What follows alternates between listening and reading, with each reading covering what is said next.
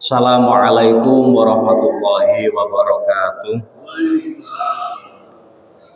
Bismillah, alhamdulillah, sholatu wassalamu ala sayyidina Muhammad ibn Abdillah, amma ba'd. Bapak Ibu jamaah Masjidul Hikmah yang dirahmati Allah Subhanahu wa Ta'ala, sebelum kita mulai, mari kita berdoa terlebih dahulu dengan pembacaan suratul Fatihah, agar apa yang kita peroleh pada malam hari ini benar-benar membawa manfaat barokah dalam kehidupan kita sekalian. Ila hadratin Nabi Mustafa Muhammadin sallallahu alaihi wasallam ala ma'na wa al-Fatihah. A'udzu billahi minasyaitonir rajim. Bismillahirrahmanirrahim. Alhamdulillahirabbil alamin arrahmanir rahim maliki yaumiddin. Iyyaka na'budu wa iyyaka nasta'in. Ihdinas siratal mustaqim. Shiratal ladzina an'amta 'alaihim ghairil maghdubi 'alaihim waladdallin. Amin. Bismillahirrahmanirrahim. Tidak terasa bulan Rajab sudah masuk di pertengahan, berarti sekitar 45 hari lagi kita akan melaksanakan atau masuk di bulan Ramadan, sehingga ada baiknya kita malam hari ini mempelajari sedikit fikih tentang puasa, baik dari sisi kewajiban, kemudian hal-hal yang perlu diperhatikan oleh Bapak Ibu sekalian saat berpuasa, karena bisa jadi ada hal yang dewasa ini itu dianggap membatalkan puasa, padahal itu tidak. Lalu ada beberapa perilaku ceroboh atau sembrono saat melaksanakan puasa, dan itu akan berpengaruh pada keabsahan puasa kita. Karena biar bagaimanapun puasa itu sama dengan sholat, memiliki standar operasi atau SOP-nya tersendiri atau syarat rukunnya. Yajibu shaumu ala kulli muslim mukallaf mutik. Jadi puasa itu diwajibkan kepada semua orang muslim, baik laki-laki maupun perempuan yang sudah mukallaf. Mukallaf ini secara usia, kalau laki-laki dan perempuan itu berbeda, bakil baliknya itu berbeda. Kalau perempuan itu sudah menstruasi, sudah haid. Nah, kalau laki-laki itu sudah mimpi basah atau berusia 15 tahun komariah. Dan kewajiban puasa itu mutikinlah, mampu. Nah, bahasa mampu di sini ada puasa, ada orang yang sebenarnya hukumnya dia wajib berpuasa, tapi karena tidak mampu, sehingga puasa untuknya itu tidak wajib. Contoh kecil, orang yang sakit.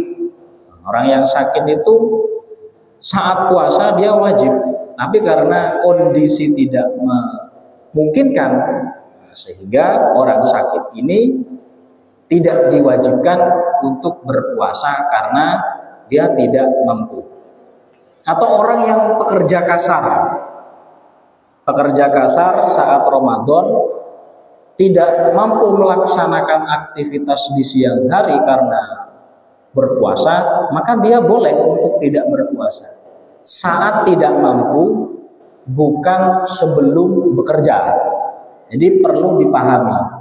Jadi Bapak Ibu sekalian yang profesinya mungkin orang yang bekerja di lapangan yang membutuhkan tenaga yang ekstra saat bulan Ramadan, jadi malam harinya ba'da isya sampai subuh itu tetap wajib niat puasa, niat ingsun poso sesuk, tetap niat wajib itu niat. Lalu tetap melaksanakan puasa sampai titik di mana dia tidak mampu. Misalkan di jam 9 itu jam-jam yang waktu-waktu yang krusial, lapar sudah datang biasanya jam 9 itu. Wah, ketika di lapangan jam 9 udah lapar, gak kuat. Semakin kesini laparnya semakin menyiksa, akhirnya dehidrasi dan lain semacamnya. Nah, sehingga dia memutuskan untuk membatalkan puasanya. Itu boleh. Tapi kalau sejak pagi pekerja lapangan, sejak subuh, semari ya sahur, ya melok sahur, bar subuh isih rokokan, mari ngono isu-isu sik golek sego pecel padahal dia belum bekerja, itu masih dikategorikan dia mampu untuk melakukan puasa, tapi yang bersangkutan ini enggan. Nah, itu bedanya di situ. Nah, oleh karena itu siapapun yang bekerja secara bekerja di lapangan yang membutuhkan tenaga ekstra saat Ramadan, silahkan. Tapi saat bekerja, kalau sebelum bekerja dia sudah nggak puasa, ya nggak niat, karena dia udah malam harinya bilang alah sesuk kerja paling ora kuat poso, ora usah poso, ora usah niat. Nah, itu yang dosa di situ, yang nggak boleh itu gitu. Jadi itu perlu diperhatikan. Kemudian kewajiban puasa itu ru'yatul hilal, yang sudah berjalan beberapa tahun sering terjadi perbedaan antara beberapa ormas. Kalau NU puasanya hari Selasa, Muhammadiyah hari Rabu, bahkan ada yang hari-hari sebelumnya. Itu tidak masalah. Yang penting ada yang bisa melihat bulan 1 tanggal 1 bulan Ramadan. Kalau tidak bisa, Bapak Ibu sekalian, nggak bisa secara langsung pakai mata telanjang atau pakai teleskop, itu nggak bisa, ya nunggu kabar orang yang melihat saja. Caranya ya entah itu pakai media sosial atau nunggu keputusan pemerintah, itu nggak masalah, itu malah lebih enak gitu. Jadi siapapun yang melihat hilal 1 Ramadan dan memberikan kabar, maka lalu disumpah ya orang tersebut, maka orang yang mempercayainya itu boleh untuk melaksanakan puasa. Tapi ya jangan puasanya ikut yang terakhir, kok riyayane ikut sing dhisik. Wah, itu kebacok ini. Golek penake dhewe ini. Fardunya puasa itu cuma 2. Yang pertama niat, ya. Niat itu mulai setelah Isya, setelah sholat Isya sampai nanti waktu subuh atau waktu tarhem.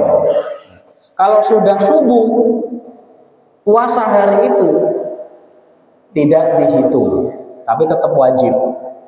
Contoh, hari Rabu, malam Rabu dia lupa karena nggak taraweh sehingga nggak ikut nawaitu shauma ghadin. Ternyata dia nggak ikut sahur, panginya kesiangan, lalu dia bangun jam 7 atau jam 6 lah. Itu sudah lewat waktu.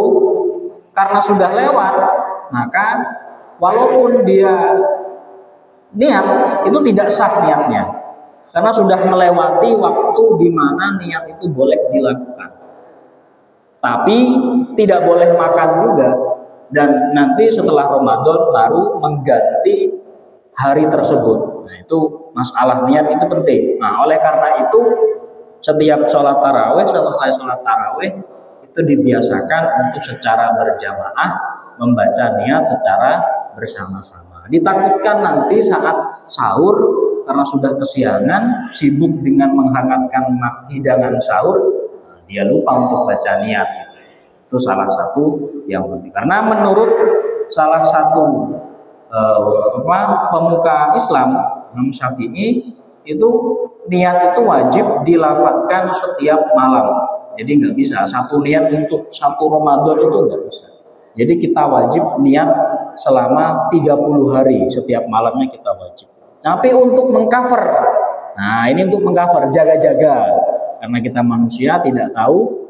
Ada yang mengatakan satu malam pertama bulan Ramadan itu saat selesai taraweh kita niat tersebut itu bisa mengcover malam-malam berikutnya kalau lupa mengucapkan niat. Makanya malam pertama itu penting karena untuk memastikan niat kita nanti di malam-malam yang lain, entah malam 25, 21, 15, kok ada yang lupa tidak niat, maka secara otomatis tercover dengan niat di malam pertama. Yang membatalkan, ya, yang jelas fardunya puasa yang kedua, menahan diri dari hal-hal yang membatalkan. Membatalkan diantaranya at-taqiyyu amdan, sengaja mutah ya. Kalau tidak sengaja mabuk nggak masalah. Wusulu ainin ila jaufin min ahadil manafid, kemasukan sesuatu dari lubang yang biasa, kedua lubang yang ada di mata, hidung, telinga, mulut, kemaluan. Jadi kalau ada sesuatu yang masuk lewat selain itu tidak batal. Misalkan ada jarum suntik masuk lewat pori-pori di pergelangan tangan, itu nggak batal. Atau memasukkan sesuatu selain di situ misalnya, itu juga tidak batal. Jadi yang membatalkan itu kalau sampai misalkan sesuatu apapun dimasukkan, baik dari telinga, hidung, kemaluan, maka itu bisa membatalkan puasa. Wariddah, murtad, wal haid, wan nifas, wal jima, melakukan persetubuhan, itu saya kira maklum. Kemudian yang paling perlu diperhatikan lagi adalah bagaimana ketika orang tidak bisa melakukan puasa. Kalau yang bersangkutan itu sakit, maka dia cukup mengkodok saja. Sakit, berhalangan, haid, nifas, dia cukup mengganti di hari yang lain nanti atau mengkodokinya. Tapi kalau dia sudah uzur usianya karena terlalu tua dan gak kuat untuk puasa, maka orang tersebut tidak mungkin dong untuk mengkodoki, puasanya saja gak kuat, maka bayar fidyah. Nah, fidyahnya itu satu porsi makanan untuk satu hari. Ya, tinggal dihitung selama Ramadan berapa hari dia tidak puasa. Kalau 30 ya 30. Kemudian orang hamil dan ibu hamil dan menyusui, ini penting. Ibu hamil dan yang menyusui kalau khawatir terhadap bayinya saja ya. Artinya kalau dia dalam posisi hamil berpuasa, yang dikhawatirkan hanya bayinya saja, maka dia wajib qadha dan wajib bayar fidyah. Paham? Tapi kalau yang dikhawatirkan dirinya dan bayinya, maka hanya mengqadha'inya saja. Jadi ibu-ibu yang masih produktif saat Ramadan kok dilalah hamil atau menyusui, maka dilihat ancamannya atau resikonya. Kalau yang berbahaya itu nanti bayinya saja, ibu-ibu itu boleh untuk tidak berpuasa. Nanti saat di luar Ramadan dia wajib qadha juga wajib bayar fidyah. Kodok plus bayar fidyah. Fidyah itu ya satu porsi makanan lah. Ya ini kayaknya sekitar 25.000 lah, itu sudah ideal ya. Tapi kalau yang dikhawatirkan ibu ini dirinya dan bayinya, maka dia hanya kodok saja tanpa bayar fidyah. Itu ketentuannya semacam itu. Kemudian yang terakhir, yang paling penting pantangan bagi orang yang berpuasa itu adalah melakukan hubungan suami istri secara sengaja. Maka kewajibannya bukan hanya qadha, tapi bayar kafarot. Kafarotnya itu diurut. Yang pertama memerdekakan budak, karena budak udah nggak ada. Lanjut di nomor 2. Nomor 2 apa? Berpuasa 2 bulan berturut-turut, nggak boleh putus. Siapa yang berpuasa? Ya dua-duanya. Baik dia berhubungan badan dengan istrinya, apalagi dengan orang lain di bulan Ramadan, maka dia bukan hanya qadha tapi kafarah. 2 bulan berturut-turut, nggak boleh putus. Kalau putus ulangi lagi dari awal. Kalau terhenti restart lagi dari awal. kecuali yang perempuan, kan ada masa di mana tidak boleh berpuasa. Pokoknya dihitung 2 bulan berturut-turut. Kalau tidak mampu, maka dipilih yang nomor 3, kasih makan orang sebanyak 60 orang. 60 orang. Kalau tidak mampu berpuasa berturut-turut selama 2 bulan. Itu bagi orang yang melanggar pantangan puasa dengan cara melakukan persetubuhan dengan istrinya atau dengan orang lain, maka hukumannya kafarot. Nah, itu. Jadi itu adalah hal-hal yang perlu Bapak Ibu perhatikan saat masuk nanti di bulan Ramadan. Tapi yang paling penting pertama adalah tentu niatnya. Niat sebisa mungkin kita niat di hari pertama bulan Ramadan untuk mengcover, takutnya di hari-hari berikutnya ada hari di mana kita lupa tidak melafadzkan niat, maka itu nanti niat di hari pertama itu adalah cover atau serep untuk hari-hari berikutnya. Tapi tetap wajib setiap hari untuk nawaitu shauma ghadin, nawaitu shauma ghadin, dan seterusnya. Jadi begitu sedikit fikih tentang kewajiban puasa dan hal-hal yang penting untuk diketahui bersama. Sehingga akhir kata semoga seperti yang sering kita panjatkan doa di bulan Rajab, ya Allah, berikanlah kami keberkahan bulan Rajab dan bulan Sya'ban, serta sampaikanlah kami, tibakanlah kami di bulan Ramadan. Amin Allahumma amin. Semoga kita semua bisa berjumpa lagi dengan Ramadan tahun ini dengan sempurna dan dengan keimanan. Bapak Ibu yang saya hormati, kiranya demikian yang dapat saya sampaikan. Kurang lebihnya mohon maaf.